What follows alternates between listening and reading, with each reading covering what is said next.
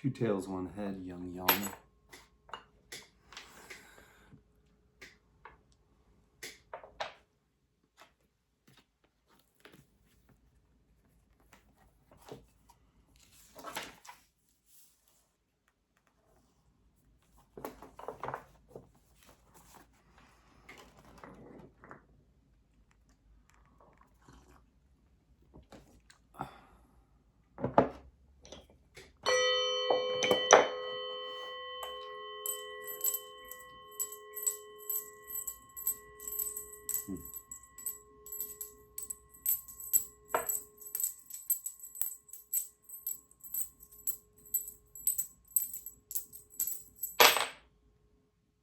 Three tails, old yin.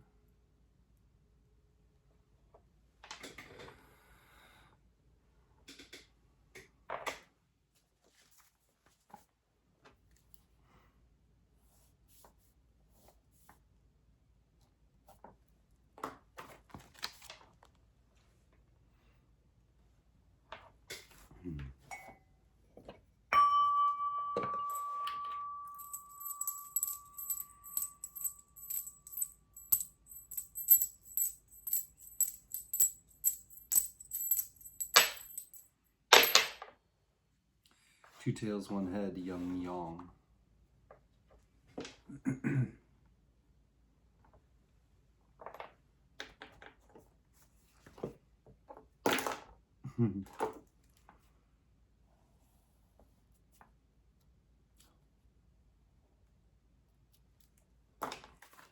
Almost drew a circle here, but I started crossing it out.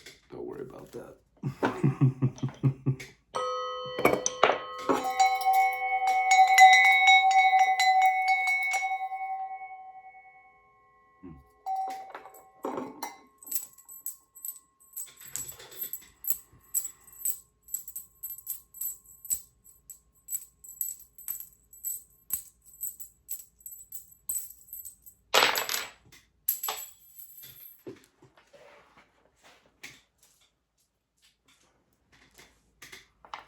Two tails, one head, yin yang.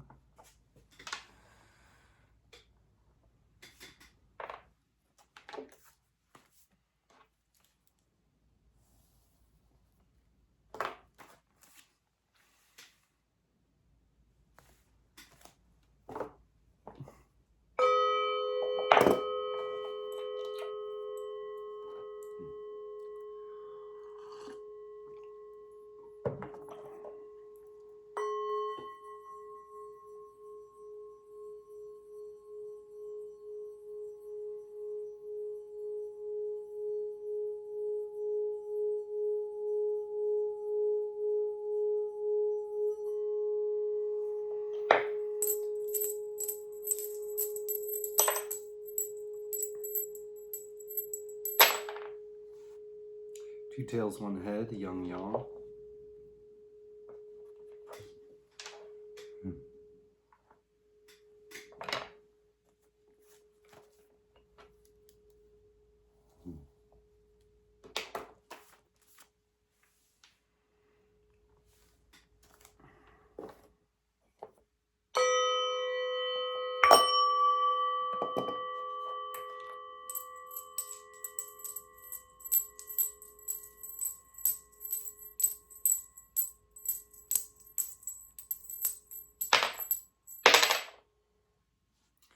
Two tails, one head, yang yang.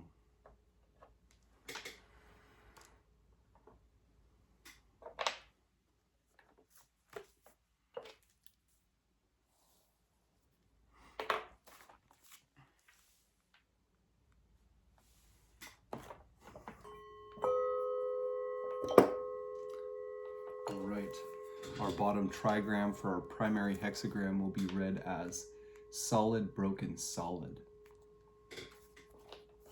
This is the trigram Li, fire, and light.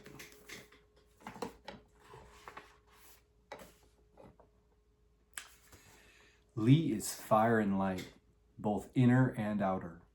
As in inner light, she is consciousness at its most lucid and unclouded, holding things together in the mind, perceiving their differences and connections, and discerning the underlying patterns of relationship. And as well as vision, Li is the light that makes things visible, the power to cast light on things, spreading clarity and the awareness of order. Li is the middle daughter, living in the south, the region of the midsummer and the burning sun.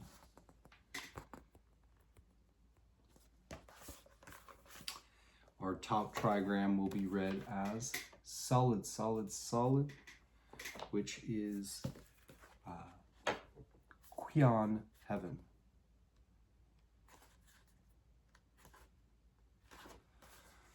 Qian is suprahuman cosmic law. Enduring, he determines the nature and development of all things, from the movement of the stars to the cycle of the seasons, to causing each individual seed to grow into its own kind of plant. Heaven is creativity in its pure form, the force that drives change and what endures within it.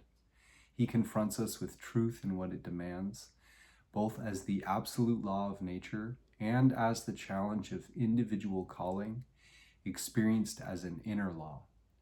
He is both the awareness of what to do and how to be, and also the power to act on it. Heaven is Father, found in the northwest, the realm between autumn and winter, when the buds set and seeds fall to earth.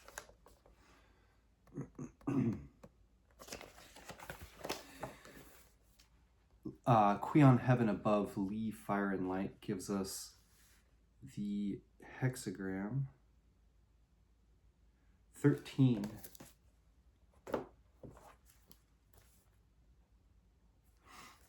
And once our changing line 2 transforms from a old yin to a young yang, it'll give us solid, solid, solid. So another Qian heaven. Qian heaven above Qian heaven give us a supporting hexagram of 1. But of course, we'll get the titles to our hexagrams from I-ming's Taoist I Ching, which he wrote in 1796 as a Taoist adept.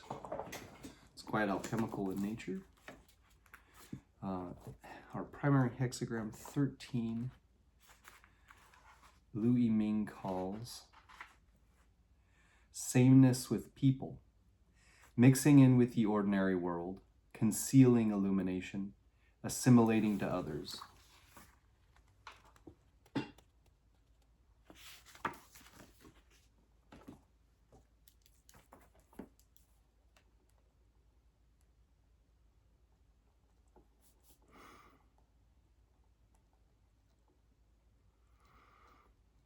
And our supporting hexagram, which puts our primary hexagram in a broader context and influence the direction of travel, an underlying issue that has to do with you and your relationship to it all.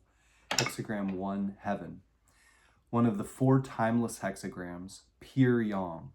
It represents strength, firmness, life, innate knowledge, primal unified energy.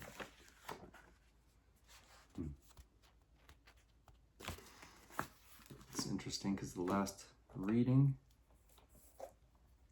we got Earth, which was hexagram 2, the magnetic, and this is heaven, the dynamic.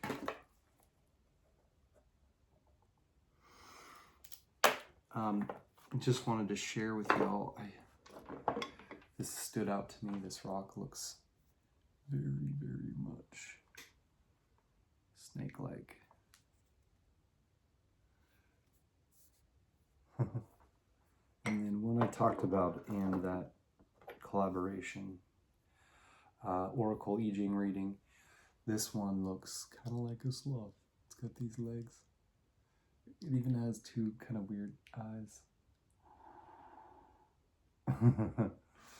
And yeah, this side is interesting too. Looks like some weird plump sea creature. Anyway, let's get into some I-ming readings. Primary hexagram 13, sameness with people. Oh yeah, we were going to look at the cards. That's right. 13 in Kibi's I-ming Oracle, or I-ming Tarot deck. Yeah, we've gotten this card before. Fellowship.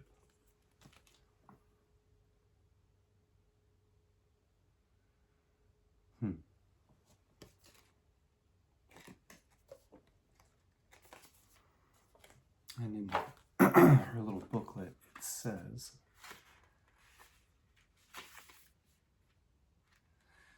seeks knowledge, comrades, intellectual activity. Before the sun is high in the sky, it looks for wisdom and wise men who are clearly strong. In the case of the top line, is their search in uninhabited land. And hexagram 1, the creative heaven.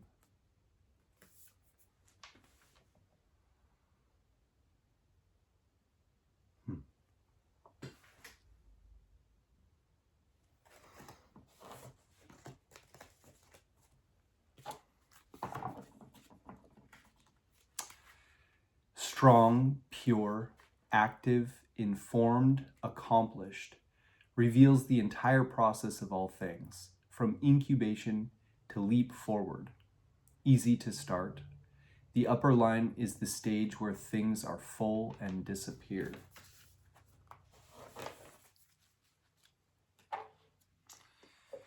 And from I-ming, Walking Your Path, Creating Your Future by Hilary Barrett. 13, sameness with people. Hilary Barrett calls people in harmony. When we approach the I-ming to consult the oracle, the question we bring to it will always have the general context of how can I act in creative relation with the spirits or forces shaping this moment of time. Key questions. What are the unique contributions? Where is the common ground? How will your life change if your group expands? Oracle. People in harmony in the wilds, creating success, fruitful to cross the great river. A noble one's constancy bears fruit. People create harmony with one another where they are of like mind and find common cause. They come out from the walls of their villages to forge alliances in the wild country. That is, they seek out common ground where they can meet, beyond the familiar boundaries that usually define the limits of people like us. This means radically expanding the whole idea of who we are. Such fellowship is usually created between people, but it can also take place within an individual. For instance, between inner selves or between apparently unrelated traditions and ways of knowing. There's harmony when these are brought together in inner conversation to create strong alliances. There is strength and energy in alliance. People in harmony can commit themselves further, take greater risks, they can cross the river and enter new territories. Once there is agreement, it's worthwhile to follow the vision tenaciously with the constancy of a noble one. Image, heaven joins with fire, people in harmony. A noble one sorts the clans and differentiates between things. Yeah, we talked about the noble one picture. Which one's the noble one? They're having a competition over who is more noble. I think the guy is turning his head at us lost. Can't break eye contact if you're more noble. Pretty sure those are the rules. Imagine the fire reaching up towards the night sky, joining with the stars to cast light on the many clans gathered around it. A noble one has the clarity of vision to see the shared nature of all the groups have in common, and also what is shared only within each individual group, and how this distinctiveness comes from their clannish roots. Harmony between people will not come about by forcibly amalgamating the clans. To disarm their natural defensiveness, the noble one needs first to recognize and respect identities different from his own. Sequence. People in harmony follows from hexagram 12, blocked. Things cannot end with blockage, and so people in harmony follows. The exclusive divisive mindset of us versus them must be replaced by a larger sense of fellowship. Human awareness lights up the world, perceiving and creating the possibilities for co-creation and overcoming the drift apart of hexagram 12. Pair. People in harmony forms a pair with hexagram 14, great possession. Great possession means crowds. People in harmony means connecting. There is power in groups and alliances, but the emphasis for now is on the human experience of harmony and connection, rather than what might emerge.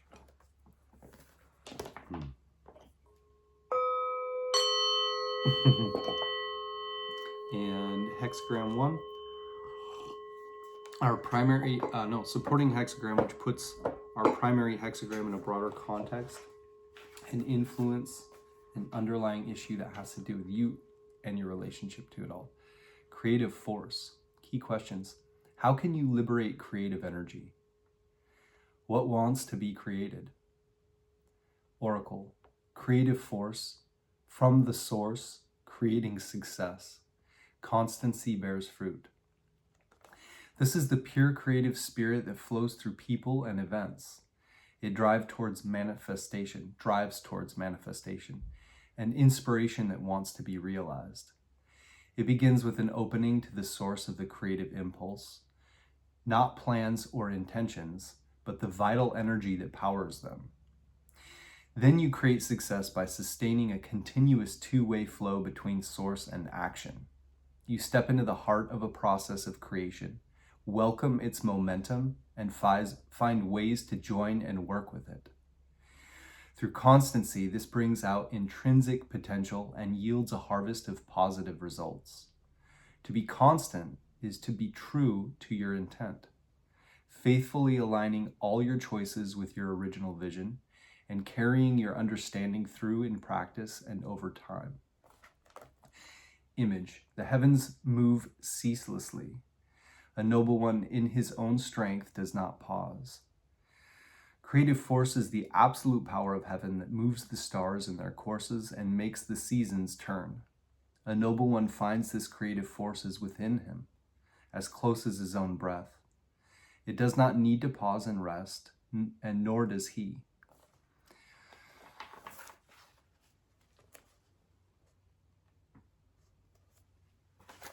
Pair. Hexagram 1 is paired and contrasted with hexagram 2, creative heaven, with the receptive earth. They are the cosmic father and mother. Creative force is firm, the earth is open. Hexagram 1 has 6 firm yang lines. Hexagram 2 has 6 open yin lines.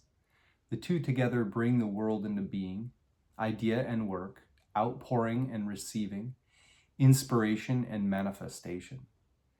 Hexagram 1 marks a time for pure creativity rather than for questions about what might be possible in practice.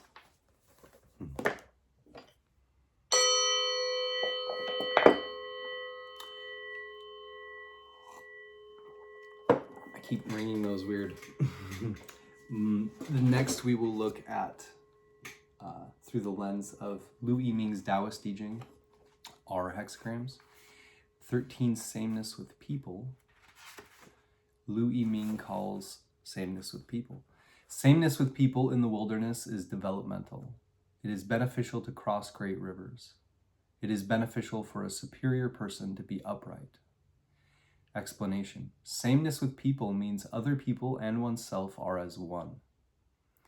As for the qualities of the hexagram, above is heaven, strong, and below is fire, luminous.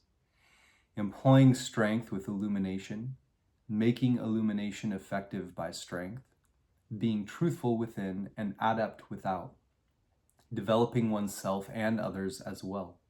It is therefore called sameness with people.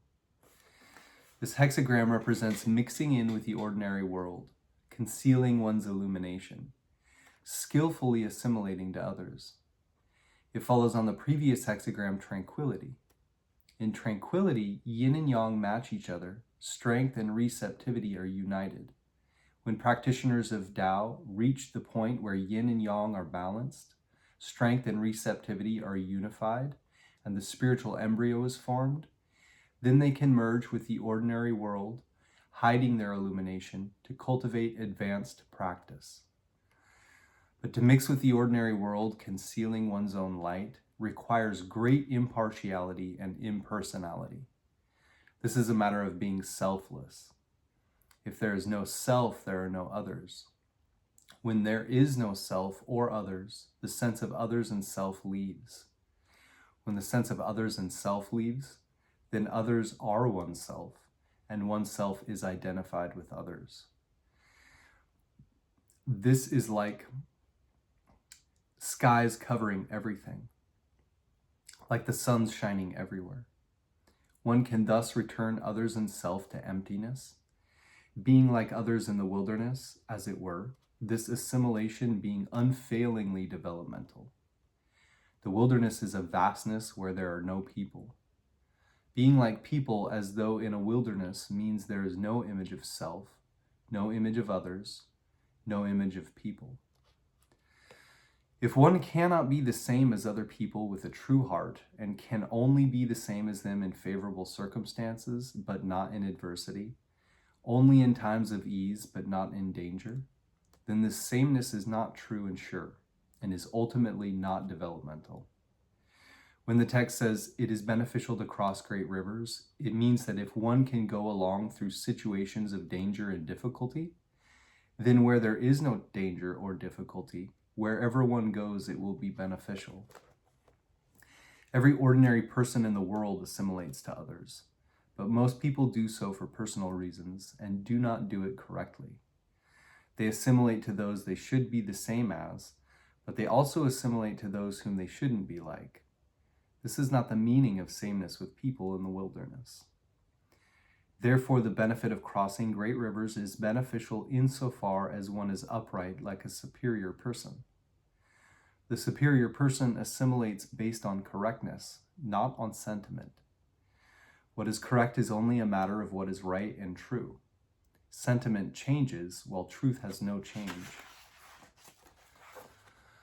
If one assimilates based on truth, then there is no sentiment. When there is no sentiment, the ideas of others and self both are transformed. Only truth is to be preserved. Inwardly, one can thereby develop oneself, and outwardly develop others.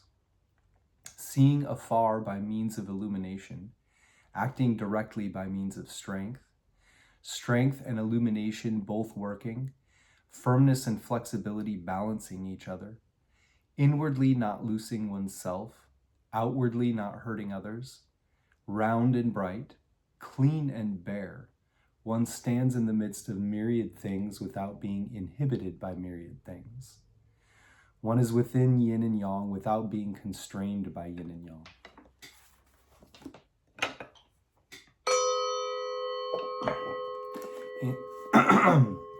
And our supporting hexagram, 1, heaven, which puts a pin in the, puts our primary hexagram in a broader context and influence a direction of travel, an underlying issue that has to do with you and your relationship to it all. Heaven. Heaven creates, develops, brings about fruition and consummation. Explanation. Heaven is sound in the sense of being strong and indomitable. The lines making up the body of the hexagram are all odd. This represents pure yang, so it is called heaven.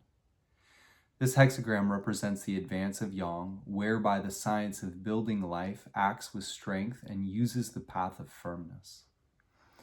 In strength, nothing is stronger than heaven.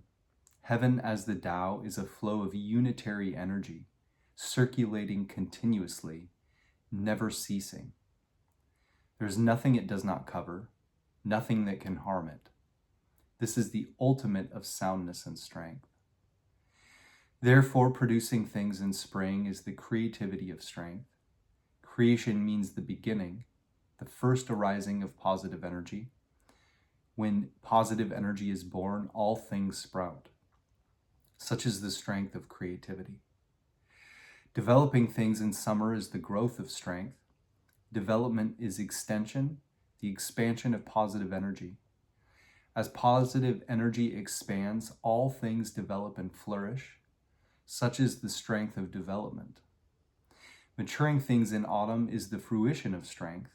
Fruition is goodness, the proper benefit of positive energy.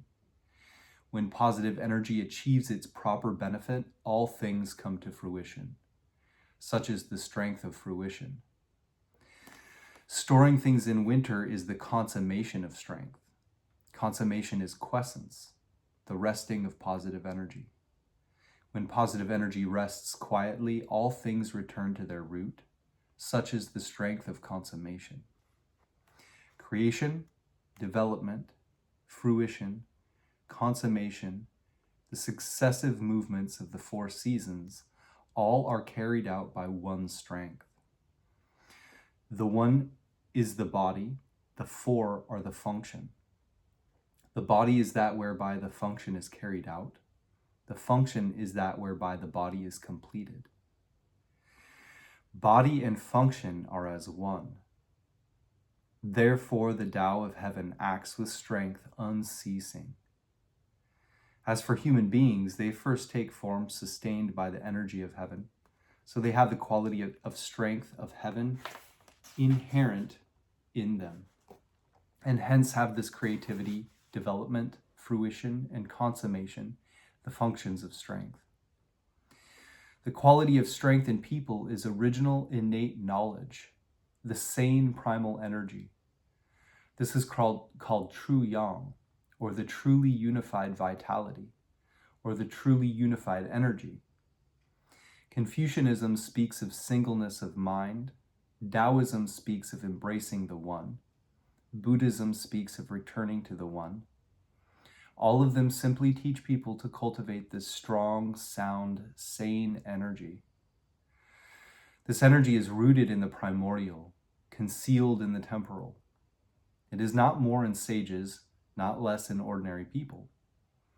At the time of birth, it is neither defiled nor pure, neither born nor extinct, neither material nor void. It is tranquil and unstirring, yet sensitive and effective. In the midst of myriad things, it is not restricted or constrained by myriad things. Fundamentally, it creates, develops, and brings about fruition and consummation spontaneously. All this taking place in unminding action, not needing force. It comes spontaneously from nature, not forceful yet strong, strong yet not forceful. Strength having no perceptible form or trace is referred to as the celestial human. Once it mixes with acquired temporal conditioning, temperament appears and is seduced by objects. The essential intimacy of heaven and humanity then becomes estranged by habit. People abandon the real and give recognition to the artificial, so innate knowledge is obscured. At this point, creation is not creative, development is not developmental, fruition is not fruitful. and consummation is not consummate.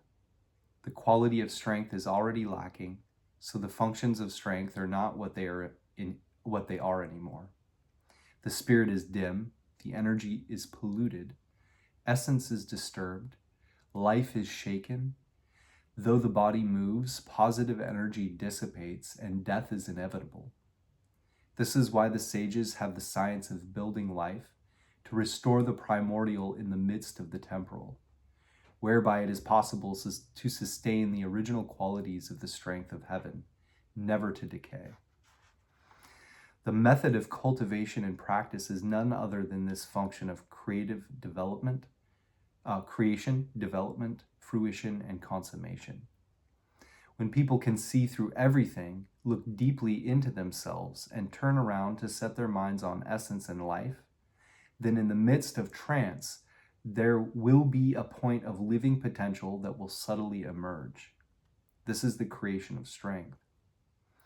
If people can cultivate and nurture this single-mindedly, putting it into actual practice, persevering indefatigably, acting so as to achieve their aim, this is the development of strength. If people can cultivate their vital spirit and powerfully go forward so that strong energy is stabilized, objects do not obstruct them, and life and death are as one.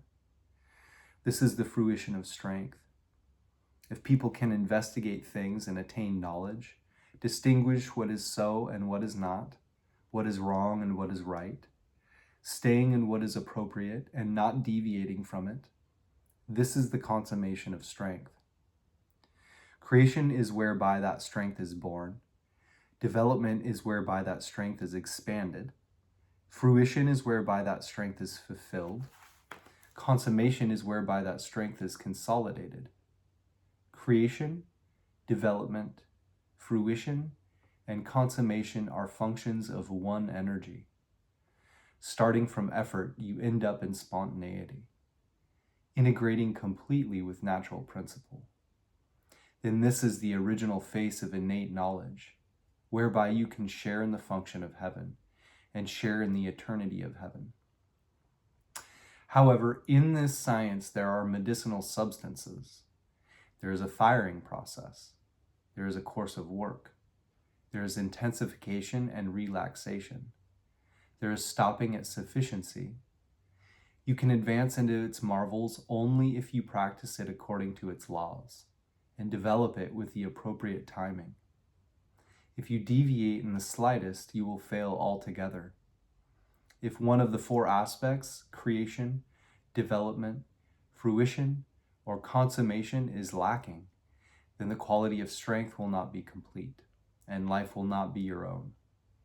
So it is necessary to know this firing process of advancing, y'all.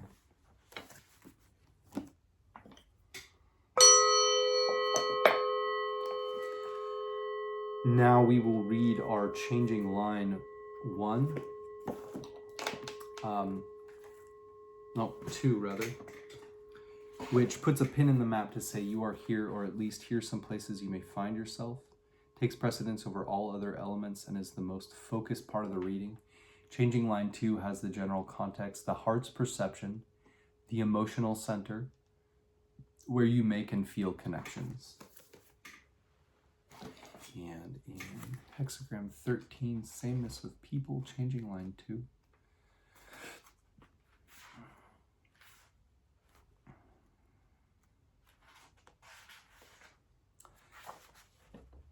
Two yin, sameness with people in the clan is regrettable. Explanation. Dwelling in the inner body in the same place with two yangs, this is being the same as people in the clan. If one can only be the same as relatives or friends and not strangers, this is the path of shame and regret in being the same as others. This is sameness which is weak and not far-reaching. I think we forgot to read the changing line in Hilary Barrett. Sameness with people, 13. Let's just do that now.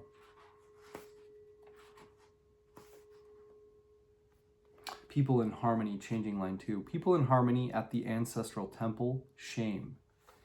People find a sense of belonging and alliance at the ancestral temple, that is, at a place of deep shared roots and irreducible spiritual power. But the temple cannot be used in this way. This is partly because by failing to extend harmony beyond its walls, you are being too parochial in your thinking.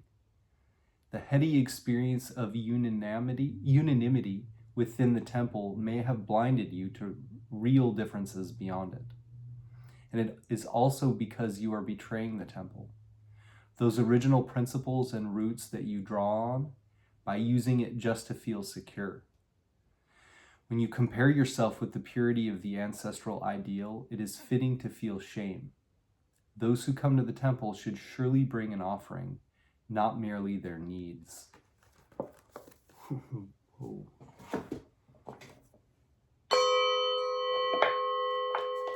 We'll also look at the commentary section for each of our hexagrams. Sameness with people, 13. Heaven above, fire below. Heaven with fire, sameness with others. Thus do superior people distinguish things in terms of categories and groups. Sameness with others means being the same as other people. Above is heaven, below is fire. Fire is the sun. The sky covers everything. The sun shines on everything.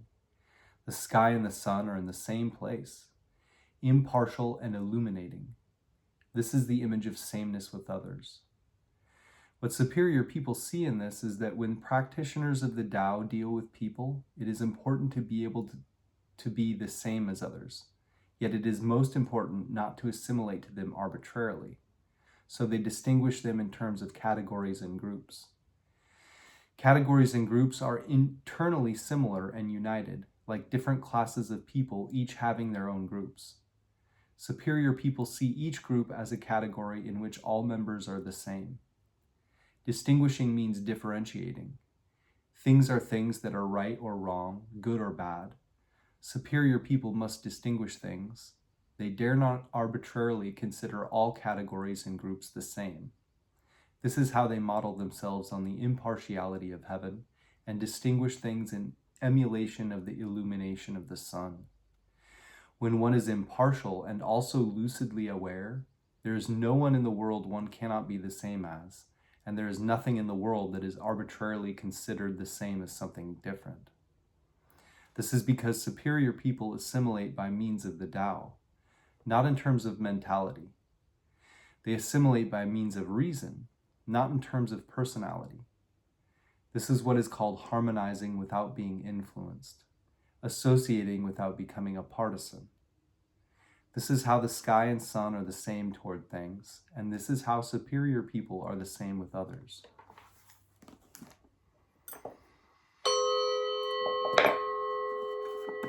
And our supporting hexagram, which puts our primary hexagram in a broader context and influence, the direction of travel, an underlying issue that has to do with you and your relationship to it all. Hexagram 1, heaven. Heaven above, heaven below. The activity of heaven is powerful. Superior people thereby strengthen themselves ceaselessly. Heaven is the celestial, its quality is power. In this image, heaven is above and below. This is the image of the unified energy of heaven, which flows ceaselessly above and below, acting powerfully. What superior people see in this is that since humans originate from the energy of heaven, they have this powerful quality of heaven. This power originally flows unceasing and uninterrupted, but because of mixture with acquired conditioning, people abandon the real and enter the artificial, strengthening what should not be strengthened. So as a result, there is at times interruption of the flow of the original celestial power. Therefore, superior people work on the activation of the celestial power, temporarily using the artificial to cultivate the real, restoring the primal while in the midst of the temporal, strengthening themselves ceaselessly. Strength means unbending firmness and strength, which myriad things cannot move. If one can strengthen oneself ceaselessly, when wholesome energy is always present and one has inner autonomy, wealth cannot make one decadent, Poverty cannot move one. Authority and force cannot suppress one. One does not act without propriety. One does not abide in untruth. One does not wreak injustice. Whether in pleasant or unpleasant circumstances, this strength is everywhere, never ceasing. Such action is, as it were, celestial. But there are people who are powerful in a worldly sense. There are people who are powerful yet are drawn by things to use their power externally. There are also people who can sometimes strengthen themselves, who start out diligently but end up slacking off, who follow the path but give up along the way.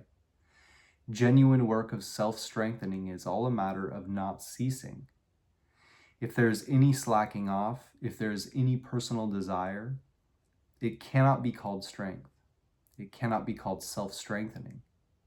Only ceaseless self-strengthening can reach total integration with the celestial design, the indestructible permanent state.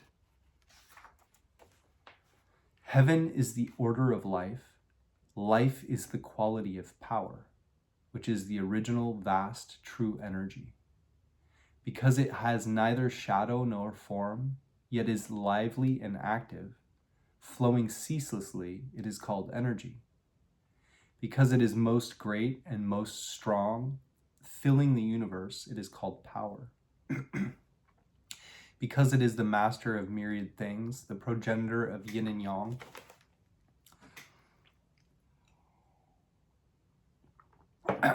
the root of creation, it is called the order of life. Energy, power, life, all are one strength. The work of life building is consummated in self-strengthening without cease. This is the science of following the pattern of heaven.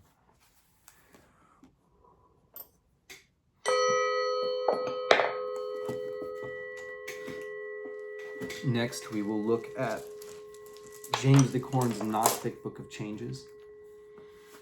Whew.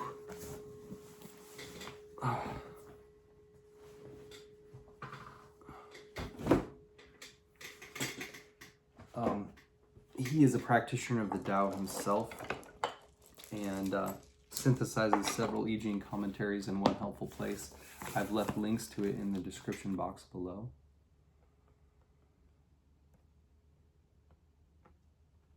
I find it to sometimes really make things the most clear.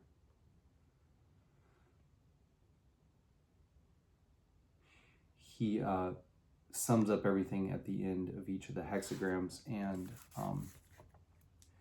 also quotes things like the Kabbalah and Carl Jung. Hexagram 13, our primary hexagram, union of forces. Other titles might be fellowship with men, the symbol of companionship, lovers, beloved friends, like-minded persons, concording people, gathering men, sameness with people, universal brotherhood, fellowship, community, united, human association, union of men, integration of forces, minor synthesis, cliques, concordance, to be in accord with, confirmation. The fact that this says cliques is interesting based on our changing line, which talks about that there's kind of like a shame due to everyone meeting in the temple. This is at least how Hilary Barrett put it, and using the temple to feel secure, which was not its main goal, and using the walls of that temple to separate us from others. And so the fact that this one says click is interesting too. Judgment, leg. Union of forces appears in the remote districts of the country, indicating progress and success. It will be advantageous to cross the great stream. It will be advantageous to maintain the firm correctness of the superior man. Wilhelm/Baines, fellowship with men in the open, success. It furthers one to cross the great water. The perseverance of the superior man furthers. Blowfold, lovers, friends in the open, success. It is advantageous to cross the great river or sea, to make any kind of journey. The superior man will benefit if he does not slacken his righteous persistence. Lu, fellowship of men in the open countryside, success. It benefits one to cross the great water. It benefits the superior man to continue his task. Ritsuma/Karcher, concording people, tending towards the countryside, growing, harvesting, wading the great river, harvesting, chunsu, or chief son or superior person, trial. This hexagram describes your situation in terms of sharing a goal with others. It emphasizes that finding ways to cooperate with and harmonize people's efforts is the adequate way to handle it. The image, leg. The images of heaven and fire form union of forces. The superior man, in accordance with this, distinguishes things according to their kinds and classes. Wilhelm/Bain's heaven together with fire, the image of fellowship with men. Thus, the superior man organizes the clans and makes distinctions between things. Blofeld, this hexagram symbolizes heaven, the sun, and fire, representing a pair of lovers. The superior man treats everything in a manner proper to his kind. An analogy based on the component trigrams between the sun and fire, which to some extent are of a kind. There's an indication with the superior man treating everything in a manner proper to his kind, and an analogy based on the component trigrams between the sun and fire, which to some extent are of a kind, also would maybe be held in comparison to the changing line, where certain things are not considered the same. Lu, fire goes up to heaven, symbolizing fellowship with men. The superior man organizes his kinship group, party, and sorts them out. Ritsuma/Karcher, heaven associating with fire, concording people. A chunsu, or chief son or superior person, uses sorting the clans to mark off the beings. Commentary. Confucius/Leg. In union of forces, the magnetic line has the central place of influence and responds to her correlate line in the upper trigram of strength. The hexagram takes its name from the upper trigram of strength, lending its power to the lower trigram of clarity and intelligence. This represents the correct course of the superior man. It is only the superior man who can comprehend and affect the minds of all under the sky. Leg, union of forces describes a condition which is the opposite of the preceding hexagram of divorcement. What was there distress and obstruction is here a union of forces, but it must be based entirely on the good of the whole, without any taint of selfishness. The dynamic line correctly in the fifth place occupies the most important position and has for his correlate the magnetic second line, also in her correct place. The one female line is naturally sought after by all the male lines. The editors of the Konghasi edition would make the second line respond to all of the lines of the upper trigram as being more agreeable to the idea of union. The upper trigram is that of heaven, the lower is of fire, whose tendency is to mount upwards. This image suggests the fire ascending, blazing to the sky, and uniting with it. All these ideas are in harmony with the notion of union, but it must be free of all factionalism, and this is indicated by its being in the remote districts of the country, where people are unsophisticated and free from the corrupting effects of urban intrigue. Although a union from such motives can cope with the greatest difficulties, yet a word of caution is added. Notes and paraphrases, judgment. Connections are being made. If you are able to maintain your will, it is advisable to push for a synthesis. The superior man differentiates and prioritizes. He sorts and evaluates his options. This is another image of union, not the supreme union of hexagram number 11, harmony, but a subordinate union of forces within the psyche which builds towards an eventual grand alliance. The component trigrams show the union of strength and clarity, suggesting that a certain level of mental comprehension is involved. To receive the hexagram without changing lines is often a confirmation of your particular thought, saying in effect, you've made the connection. Comprehension, synthesis, involves making distinctions, analysis, a paradoxical process in which one must divide before one can reunite. This is the solve et coagula of alchemy. Thus we see the superior man in the image creating categories to bring about union. This is discrimination directed toward reclassification or rectification.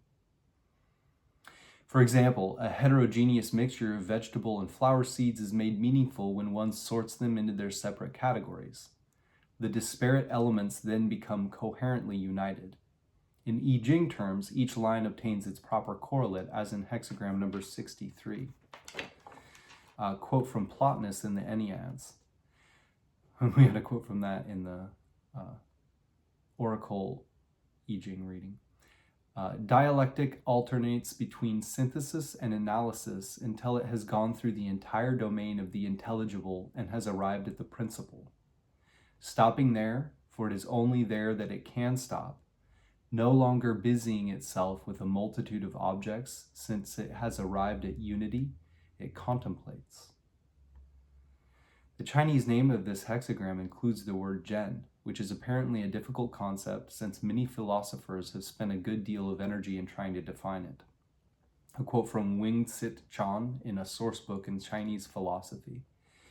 Zhen has been variously translated as benevolence, perfect virtue, goodness, human-heartedness, love, altruism, etc. None of these expresses all the meanings of the term. It means a particular virtue, benevolence, and also the general virtue, the basis of all goodness. Neo-Confucianists interpreted it as impartiality, the character of production and reproduction, consciousness, seeds that generate, the will to grow, one who forms one body with heaven and earth, or the character of love and the principle of mind. In modern times, it has even been equated with ether and electricity. Chu Hsi defines Zhen as the character of the mind, psyche, and the principle of love, union.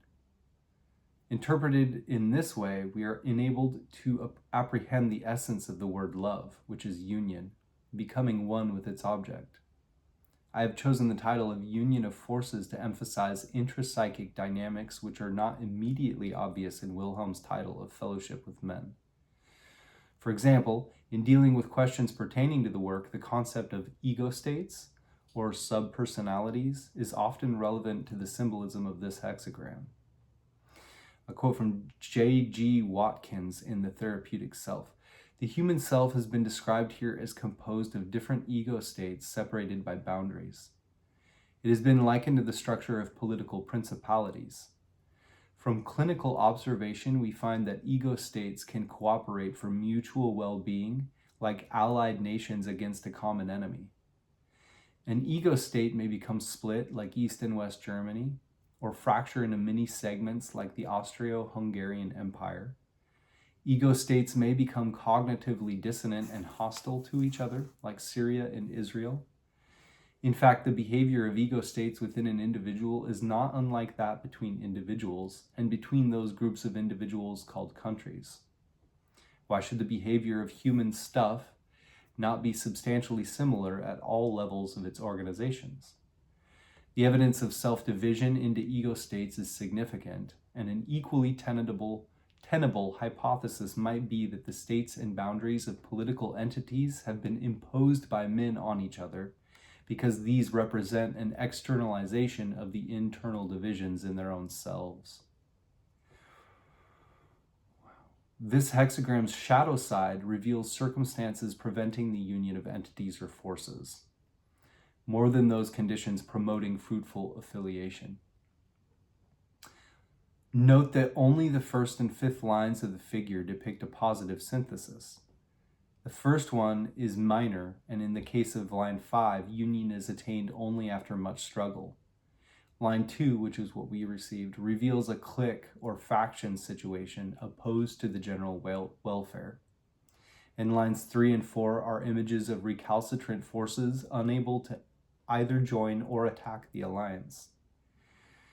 The sixth line depicts a partial union, probably the most common outcome in general experience, which the Confucian commentary nevertheless minimizes. Out of 6 lines, then, only 2 describe anything like complete fellowship. I have received this hexagram without changing lines when the context of the question revealed an incestuous clique-type situation, so not all fellowship or union of forces is necessarily an ideal configuration.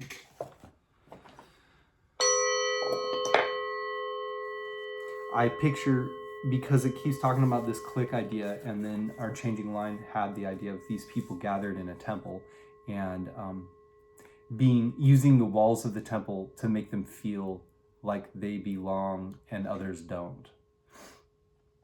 And it makes me think of this energy that's welling up with the power of Hexagram 1, heaven. And in here, we've got Kuan, heaven above fire, and they're very similar. Fire's trying to reach up to heaven, but you have it contained in this temple image that Hilary Barrett makes. So it's not able to move all the way up the hexagram. It's kind of how I picture it. Oh, we're not done here. Next are supporting hexagram, which puts our primary hexagram in a broader context and influence, a direction of travel, an underlying issue that has to do with you and your relationship to it all. And this just adds fuel to the fire, if that's the case, the dynamic. So the power of supreme essence flowing in through this called force, one of the possible titles of it, to this situation where there's a click, stoppage of the flow of this energy, this primal energy.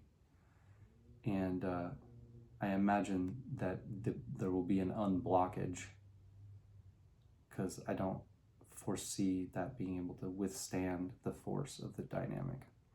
Other titles: the creative, the symbol of heaven, the creative principle, force, the key. This is almost a cool idea of that, the key, and it's a key. So I got this at Port Gamble, and boop. It's got all these S's right on this side. And then if you look at this side, it's got one S. So it kind of symbolizes like the turning of the key, switching from all of the different selves to the one self. But it's as if the power of the key of the creative principle or force, the dynamic, hasn't been turned yet. So there's still all of the selves separating into temples, not allowing the dynamic force to integrate and start the car, as it were, with this old-timey key, the tractor. It's not even a tractor situation. The chest. That's even better. That's probably a better imagery. Okay. The key, creativity, the originating, creative power, primal power, yang, the life force, kundalini, God the Father. So another idea of it, if it's kundalini related, would be that that kundalini energy is stopped somewhere in the body and not making its way all the way up. Or, harmoniously flowing throughout the body, that other stage. Judgment, leg. The dynamic represents what is great and originating, penetrating, advantageous, correct, and firm. Wilhelm/Baines, the creative work sublime success, furthering through perseverance. Blofeld, the creative principle, sublime success. Persistence in a righteous course brings reward. Lu, the creative brings great success, benefiting all through perseverance. Ritzimus/Karcher, force, spring growing, harvesting trial. This hexagram describes your situation in terms of the primal spirit power that both creates and destroys. It emphasizes that dynamic, unwearied, persisting, the action of force is the adequate way to handle it. To be in accord with the time, you are told to persist. Cleary 1, the creative is successful, This is beneficial if correct. Wu, the originator, is primordial, pervasive, prosperous, and persevering. The image, leg. Heaven in its motion gives the idea of strength. The superior man, in accordance with this, nerves himself to ceaseless activity. Wilhelm/Baines, the movement of heaven is full of power, thus the superior man makes himself strong and untiring. Blofeld, this hexagram symbolizes the power of the celestial forces in motion, wherewith the superior man labors unceasingly to strengthen his own character. Lu, heaven moves powerfully, the superior man strengthens himself unceasingly. Ritsumo/Karcher, heaven moves persistingly. A Chun Tzu uses originating strength not to pause. Cleary 1, the activity of heaven is powerful. Superior people thereby strengthen themselves ceaselessly. Wu, heaven moves in full strength. Thus the Chun Si, or chief son or superior person, strives ceaselessly to be self-reliant. Commentary, Confucius/Leg, all things owe their inception to the vast and originating power of the dynamic. It contains all the meaning of the word heaven. Clouds move, rain falls, and the myriad things appear in their created forms. The sages comprehend the link between the end and the beginning. They understand how the changes of the 6 lines of the hexagram are accomplished, each in its season, and with this knowledge they ascend toward heaven as though mounted on 6 dragons. The intent of the dynamic is to transform everything so that it reflects its correct nature as originally conceived by the mind of heaven. Thereafter, this great harmony is preserved in union and firm correctness. The sage appears aloft, high above all things, and the myriad states are harmoniously united. Leg. For the Chinese, the dragon has been from the earliest times a symbol of dignity, wisdom, sovereignty, and sagehood. It is the symbol of the superior man, and especially the great man, exhibiting all the virtues and attributes of heaven. Although the dragon's home is in the water, it can disport itself on land and also fly through the air. The sage rules in the world of men as heaven rules nature. He sees the connection between the end and the beginning as the law of cause and effect in the operations of nature and human affairs. The various steps in that course are symbolized by the lines of the hexagram, and the ideal sage, conducting his ideal government, is represented as driving through the sky in a carriage drawn by 6 dragons. Notes and paraphrases, judgment. The dynamic is the life force itself. The superior man tirelessly furthers the great work of transformation. The image of a dragon appears in every line of this hexagram except the 3rd. Like most symbols, the dragon has both a positive and a negative aspect.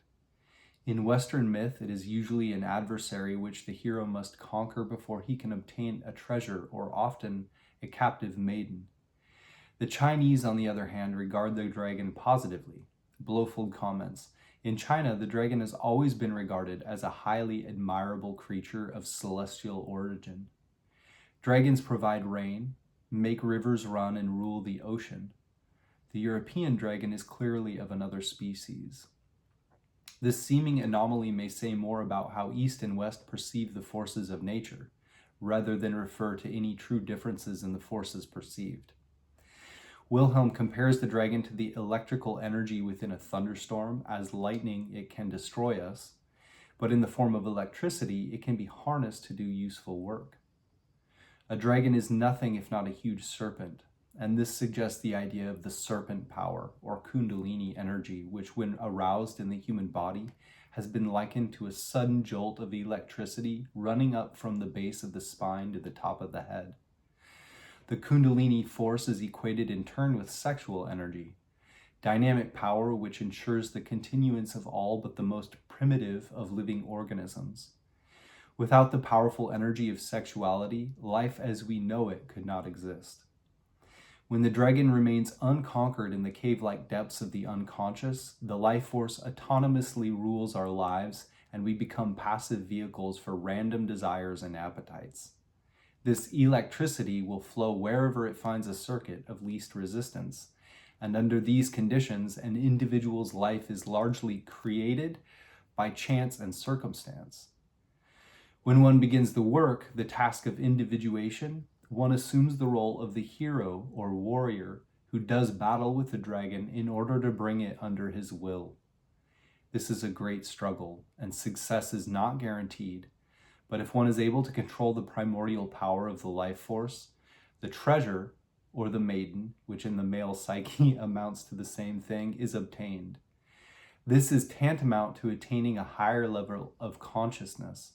In its highest form, it constitutes enlightenment. The symbolism of all of the hexagrams works on many different levels, and this is especially true of the first two, which must be studied together for a full comprehension of each. Kabbalists, for example, will recognize in these two figures the same forces found in Chokmah and Bina on the Tree of Life. For the purposes of this comparison, it must be noted that the first hexagram symbolizes heaven and the second symbolizes earth, force and form. As consciousness is to the body it inhabits, so force is to form and heaven to earth. Form is magnetic or negative in polarity, and force is dynamic or positive. In esoteric symbolism, heaven does not mean the universe above us, it means the consciousness within us. This polarity is also reflected in the relationship between the ego and the self. In a properly regulated psyche, the ego is always magnetic to the dynamic self. A quote from F. Hartman in Paracelsus, Life and Prophecies: "There is an invisible universe within the visible one, a world of causes within the world of effects.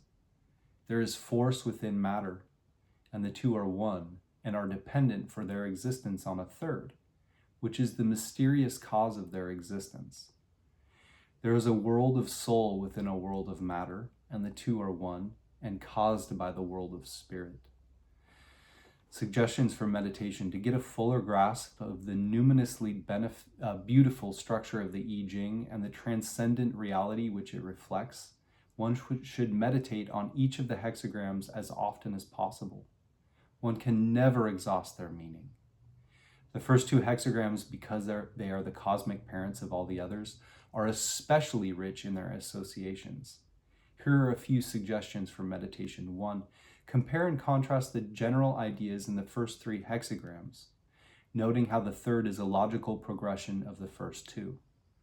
2. The Confucian commentary on the dynamic is particularly rich in meaning. Read it over and over again. It contains the principles of the work as outlined in more detail in the other hexagrams. Compare the sixth sentence with the ideas in hexagram number 20, Contemplation.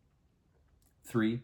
Compare the first two hexagrams with hexagram number 11, Harmony, and number 12, Divorcement, noting the implications of the symbolism in terms of the proper management of the work.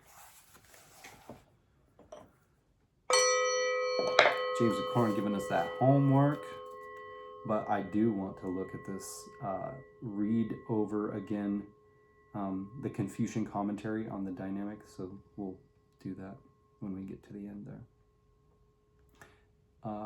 So we will go back and read our changing line 2, which puts a pin in the map to say you are here, or at least here are some places you may find yourself, takes precedence over all other elements, and is the most focused part of the reading.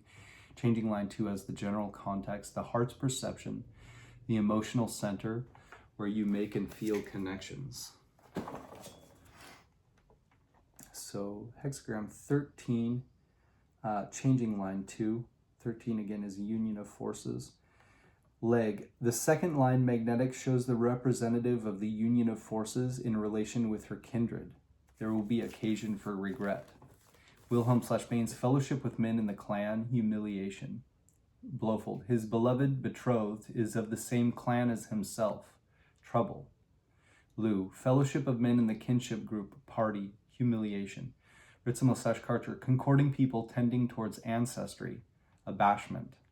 Slothnessy. Gathering men at the ancestral temple, distress. Cleary 1. Sameness with people in the clan is regrettable. Wu. Fellowship becomes kinship. There will be humiliation. Commentary. Confucius/Leg. Relationship with one's kindred is the path to regret. Wilhelm Baines, The Way to Humiliation. Blofeld, choosing a beloved from a man's own clan is a sure way to unhappiness. Now they finally spell it out. This Chinese belief was so strongly held that until recently, even unrelated people of the same surname could not marry.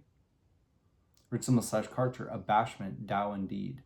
Cleary 2, The Road to Regret. Wu, This is a way to humiliation. Legg, Lines 2 and 5 are proper correlates, a fact which in this instance suggests the idea of a partial or limited union. This is blameworthy because union with only one's kindred implies narrowness of mind. Notes and paraphrases, Sue. Because of special privileges and factions, only a limited fellowship is realized. Regrets and problems result. Wing, there is a tendency toward elitism and exclusivity. This creates limitations for everyone in society. Such a situation of egotism and selfish interests will bring regret. Editor, the image is one of incestuous exclusivity. The formation of factions, special interest groups, and cliques can only cause harm to the larger psyche or to society because it excludes the vital give and take necessary for evolution and eventual synthesis. Sometimes the line can suggest the idea of being caught in a closed loop or vicious circle. Energy is trapped by limiting beliefs, thus preventing growth into new realms of being. A quote from Plotinus in the Enneads, again, the Enneads coming up. When a soul remains for long in this withdrawal and estrangement from the whole, with never a glance towards the intelligible, it becomes a thing fragmented, isolated, and weak. Activity lacks concentration. Attention is tied to particulars. Severed from the whole, the soul clings to the part. To this one sole thing, buffeted about by a whole world of things, has it turned and given itself.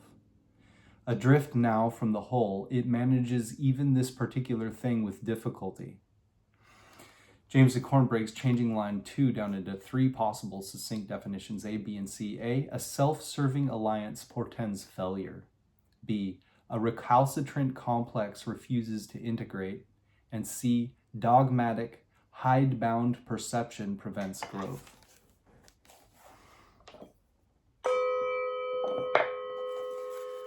Next, we will get a randomly card drawn verse from the Tao Te Ching while we sum the reading up. Hexagram 13, Sameness with people, has the trigram Li, fire and light, below Qian, heaven. And you see, Kiwi does a good job, I think, of showing an image for this. But yeah, it says fellowship. And you've got the fire down below with this hand from above coming to greet it. And the hand above is the heaven trigram. And the hand below is the fire trigram, and they're of similar nature.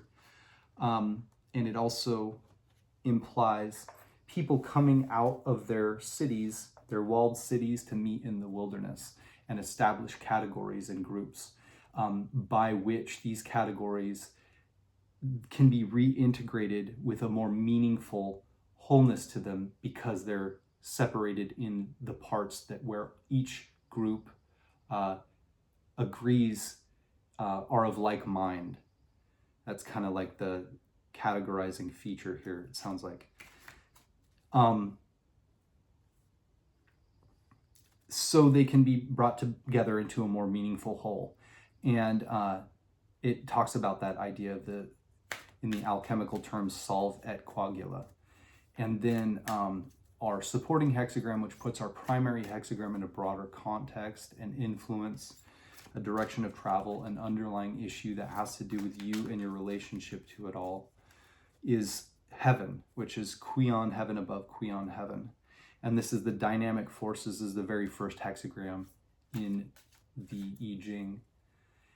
And it matches with the last time I did one of these readings was hexagram 2 Earth. Those two correlate clearly and set off the production of the myriad beings of the rest of the hexagrams. They're divided at hexagram 31, I think, starts off. The last, there's two halves of the hexagrams. The first halves, the first half of the I-ming hexagrams between 1 and I think 30 is the first half, and it's like the world of nature. And then from 31 on, I believe, is the world of man. And in these two, then we have like the creation of everything. Everything spurs from the combination of the dynamic with the magnetic, or the masculine with the feminine, the cosmic mother and father. There's a lot of power here. It doesn't necessarily say where it will be directed. It's just a great buildup of energy in this sense in particular, because our changing line 2, which puts a pin in the map to say you are here, or at least here are some places you may find yourself, takes precedence over all other elements and is the most focused part of the reading. I like what Hilary Barrett described it as a bunch of people meeting in a temple. I'm going to read it because it's just so good. Changing line 2 of hexagram 13, people in harmony. People in harmony at the ancestral temple, shame. People find a sense of belonging and alliance at the ancestral temple. That is, at a place of deep shared roots and irreducible spiritual power. But the temple cannot be used in this way. This is partly because, by failing to extend harmony beyond its walls, you are being too parochial in your thinking. The heady experience of unanimity within the temple may have blinded you to real differences beyond it. And it is also because you are betraying the temple, those original principles and roots that you draw on, by using it just to feel secure. When you compare yourself with the purity of the ancestral ideal, it is fitting to feel shame. Those who come to the temple should surely bring an offering, not merely their needs. In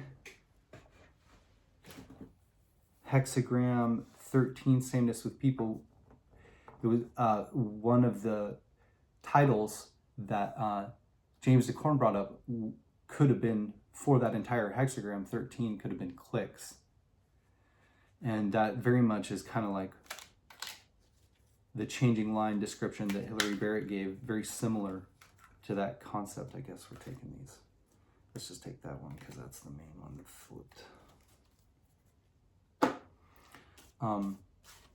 So if you want to relate it also to the body, the Kundalini energy, this life force that's coming up, you can picture it being trapped somewhere. And this temple is a point in the body. I'm sure that energy should, is similar in this one spot and everything, but the temple is meant for that flow of energy where it builds up, but it doesn't stay there stuck and stagnant. And, I believe the temple in any culture is supposed to represent the cosmos, the idea of the microcosm within the macrocosm, or as above, so below kind of thing. So the idea of a temple just having a buildup of energy within it and not spreading out, nature has a way of producing. It births, it expands. You can't hold that in. When you resist that expansion, if you picture roots or plants growing in concrete, oftentimes eventually it'll just break the concrete. But that can be a violent thing that happens when that takes place. So in this situation, since this is an inauspicious line amongst two potentially auspicious situations, albeit hexagram 13, Sameness with people, only has two of its changing lines that are auspicious. But certainly the dynamic being a part of it, you would hopefully have there be, you have such amount of energy flowing into this situation that there's a lot possible, but the possibilities are being squelched and tightly grasped in one, like, what was it that said this? I think it was James Dekorne talking about in like a governmental situation, how that can work and be a problem.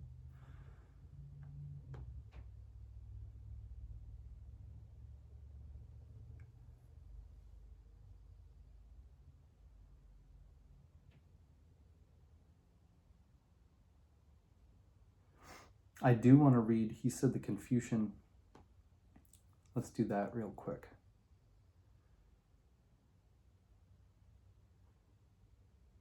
Oh, that was when we got to. Okay, so in this entire hexagram 13, he says the image is one of incestuous exclusivity. The formation of factions, special interest groups, and cliques can only cause harm to the larger psyche or to society because it excludes the vital give and take necessary for evolution and eventual synthesis. Sometimes the line can suggest the idea of being caught in a closed loop or vicious circle. Energy is trapped by limiting beliefs, thus preventing growth into new realms of being. Sue, because of special privileges and factions, only a limited fellowship is realized. Regrets and problems result. Wing, there is a tendency toward elitism and exclusivity. This creates limitations for everyone in society. This is in Changing Line 2. Such a situation of egotism and selfish interests will bring regret. And then up at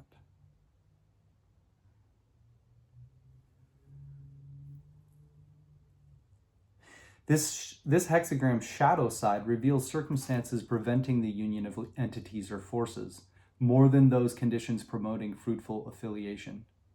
Note that only the first and fifth lines of the figure depict a positive synthesis. The first one is minor, and in the case of line 5, union is attained only after much struggle. Line 2, which is the changing line we received, reveals a clique or faction situation opposed to the general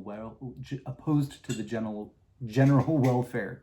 And lines 3 and 4 are images of recalcitrant forces unable to either join or attack the alliance. The sixth line depicts a partial union, probably the most common outcome in general experience, which the Confucian commentary nevertheless minimizes. Out of the 6 lines, then, only 2 describe anything like complete fellowship. I have received this hexagram without changing lines when the context of the question revealed an incestuous clique-type situation.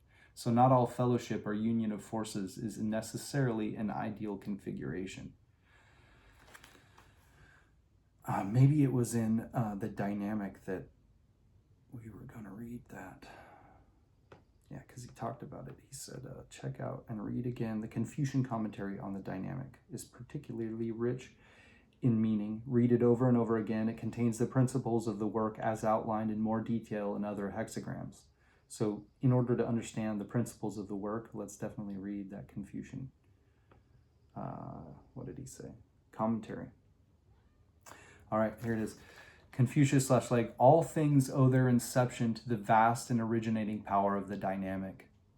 It contains all the meaning of the word heaven.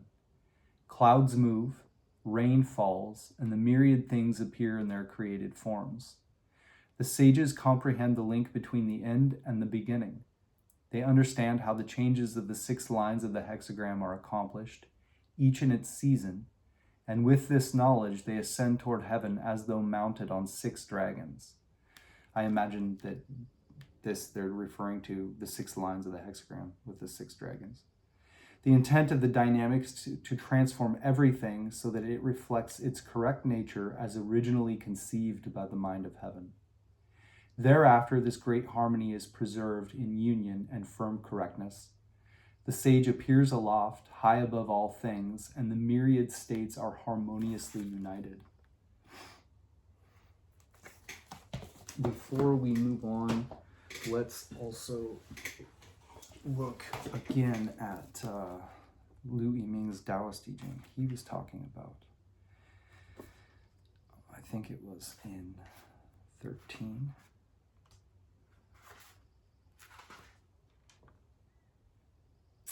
Yeah.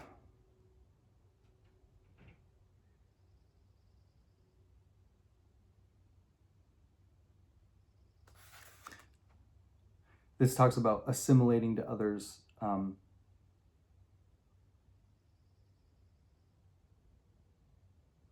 based on correctness, not on sentiment.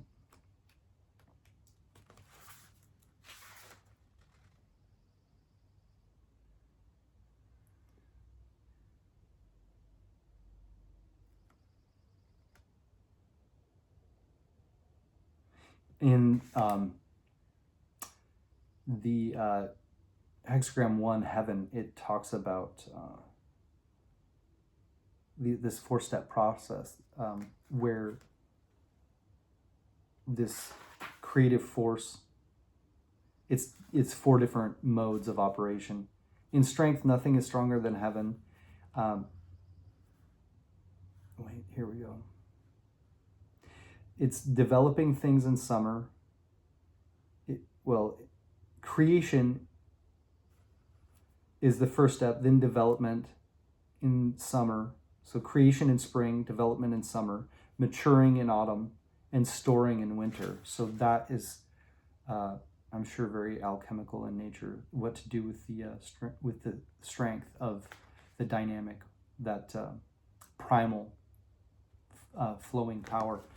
So the proper way of dealing with that power is one that matches the four seasons. So it springs to life, and then it's cultivated, and it spreads, and then it's maintained and then stored. And then it talks about gathering the medicinal substances. So in the alchemical work, when things arise, it's important to get right to work. And it also talks about in the dynamic that the sage doesn't rest when that's the period of time. And in other words, there is a lot of energy and potency available, and it's important to act on that when that happens, in order to live in accordance with the times. But in this situation, there's a lot of potential energy available, but in a click-like situation, with it being stored in this temple, the temple transforms from the idea of a match of the cosmos where energy flows, to one of the idea of an enclosed cosmos where we can't let any of that energy out. So it's like elitism and the idea of the wealthy becoming wealthier, the reverse Robin Hood idea. And we very much feel that in the world right now, I think. But also within our psyches, it's important to look inward and see how potentially the outward world could be a reflection of internal things going on in the collective unconscious. So in what ways are we storing this primal power that doesn't originate from us, the individual us, so doesn't belong to us? And it also talks about what Hilary Barrett said, people gathering in the temple. I really want to read this again because it'll close it off nicely. But this gathering of the energy in the temple is not meant to be a one-sided affair where you just receive from Santa Claus this primal energy. It's meant to flow, and there's meant to be also a relationship between that energy and its source, and one of giving offerings to, whatever that might mean. So basically a mutual exchange, some sort of exchange. Changing line 2 in Hexagram 13, people in harmony. People in harmony at the ancestral temple, shame. People find a sense of belonging and alliance at the ancestral temple. That is, at a place of deep shared roots and irreducible spiritual power. But the temple cannot be used in this way. This is partly because by failing to extend harmony beyond its walls, you are being too parochial in your thinking. The heady experience of unanimity within the temple may have blinded you to real differences beyond it. And it is also because you are betraying the temple, those original principles and roots that you draw on, by using it just to feel secure. When you compare yourself with the purity of the ancestral ideal, it is fitting to feel shame. Those who come to the temple should surely bring an offering, not merely their needs. I guess it's easy to feel like you need to gather resources and contain them, like storing nuts through the winter, for instance, especially when we feel there's danger going on in the world. So everybody has the nature of the tendency to kind of hoard. But in this instance, it's showing what the response should be is the opposite of that. And to do that, we need to recognize that our life does not spring up from within us because of something that we gather and store in terms of keeping that flow of energy to ourselves in some way. In fact, when you circulate it and it finds harmony and balance eventually, instead of like a bunch of elites hoarding all the wealth, it's meant to have this integration through all of society that is important and brings about synthesis, is what James Dekorne says. So when you can't have synthesis and you can't have that flourishing, it just means there's stagnation and building up of pressure that can't be sustainable. So we need to loosen up and also have a give and exchange, give and take, an equal give and take, mutual exchange with heaven and this energy, and open up and release that flow of that energy within ourselves, within our psyches, where we tensed up and holding things tightly and being afraid, having that energy of restriction. How can we circulate this energy and have that be for the goal of synthesis? 51 is what we'll read out of the Tao Te Ching. My copy is by Jia-Fu Feng and Jane English.